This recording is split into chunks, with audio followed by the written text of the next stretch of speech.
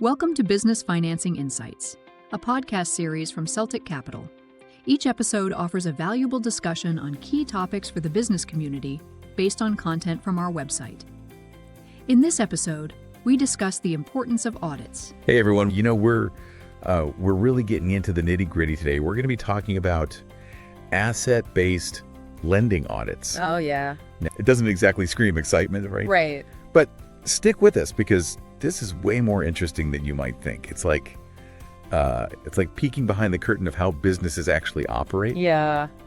Can you just give us like a quick asset-based lending 101? Like, what is it? Yeah. So asset-based lending, or ABL, it's basically using a company's assets as collateral for a loan.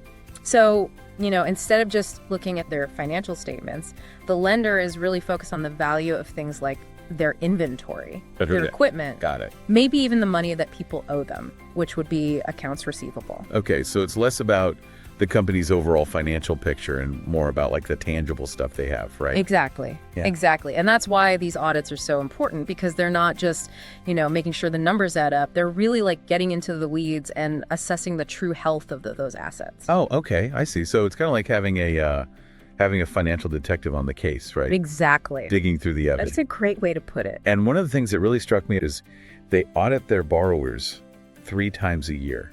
Yeah. Which seems like a lot. The value of those assets can fluctuate, right? So they need that extra layer of oversight. Okay. To make sure things are still on track. That makes sense from the lender's perspective. Yeah. But how do the businesses feel about it? I mean, 3 audits a year, that's got to be a lot of paperwork, a lot of time. Oh, it definitely requires more involvement from the borrower. But it's not just a burden, right? Think of it like a checkup. Right. Like going to the doctor. You might not love going, but it can catch problems early on. That's true. We had this one client, their inventory turnover had slowed way down, and the audit caught it. Oh, wow. And they were able to make adjustments before it became a major crisis. So it's like a preventative measure, not just a post-mortem after something's already gone wrong. Precisely. Exactly. And speaking of inventory, it's not just about counting boxes in a warehouse. No, not at all. There's a lot more to it. Inventory management is so crucial for a business.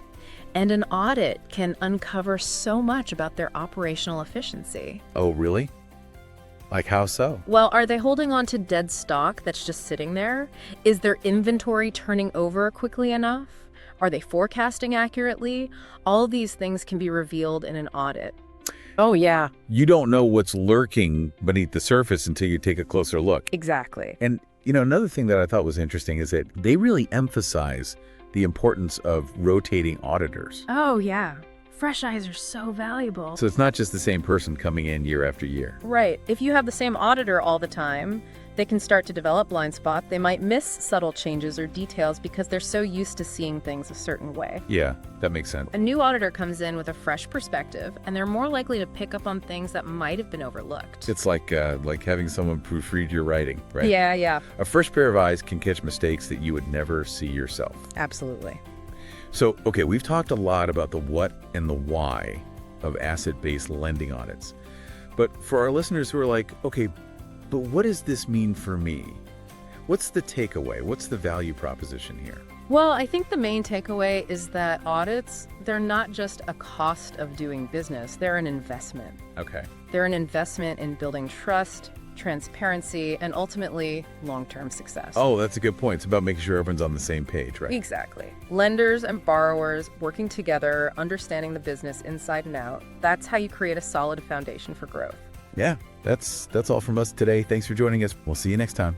If you'd like to schedule a call with Celtic Capital about your specific business financing issue or about making referrals to Celtic Capital, go to the contact page on CelticCapital.com. Reach out to any of our client development officers to schedule a one-on-one call. And if you haven't already done so, subscribe to our podcast channel to hear more business financing insights from Celtic Capital.